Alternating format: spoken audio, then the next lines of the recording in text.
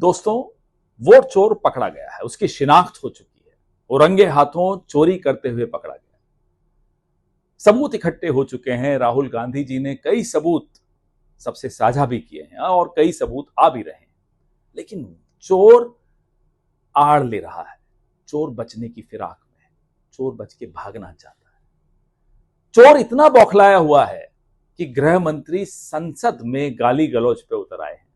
चोर इतना बौखलाया हुआ है कि प्रधानमंत्री वंदे मातरम जैसे एक पवित्र गीत पर बहस करवाने लगे, अनर्गल बहस कराने लगे। ये इन सवालों से बचने की साजिश है। जो सवाल हम चुनाव आयोग, जो ज्ञानेश कुमार गुप्ता का एक वोट रैकेट चल रहा है, उसके खिलाफ हमने जो सवाल पूछे, सवाल बड़े स्पष्ट हैं। जवाब भाजपा अपनी अपनी तरीके से दे रही है लेकिन जवाब मिल नहीं रहे। क्यों चीफ जस्टिस ऑफ इंडिया को चुनाव आयुक्त के सिलेक्शन पैनल से बाहर कर दिया गया? 2024 के लोकसभा इलेक्शन से पहले क्यों पूरा कानूनी इम्यूनिटी, लीगल इम्यूनिटी चुनाव आयोग, मुख्य चुनाव आयोग को दे दी गई?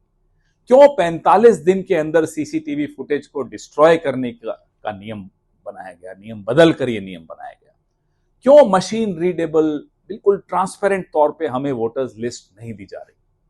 और कैसे भारतीय जनता पार्टी के नामी चेहरे, नेता, कार्यकर्ता अलग अलग राज्यों में वोट देते हुए दिखाई दे रहे हैं? ये सवाल बड़े स्पष्ट हैं। राहुल गांधी बार बार पूछ रहे हैं, खड़गे साहब बार बार पूछ रहे हैं, कांग्रेस पार्टी ये सवाल बार बार पूछ रही है। लोगों के मन में एक दहशत है।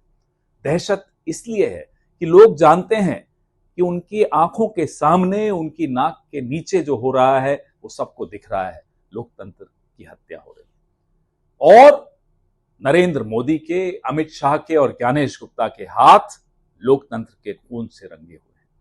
रामलीला मैदान में 14 तारीख यानी कि कल पूरे देश से जागरूक लोग इकट्ठे हो रहे हैं। वोट चोर के खिलाफ अपनी आवाज बुलंद करने के लिए इकट्ठे हो रहे हैं। आइए, भारी संख्या में रामलीला मैदान में आइए, चोर को भागने नहीं देना। जय हिंद, जय संविधान, जय कांग्रेस।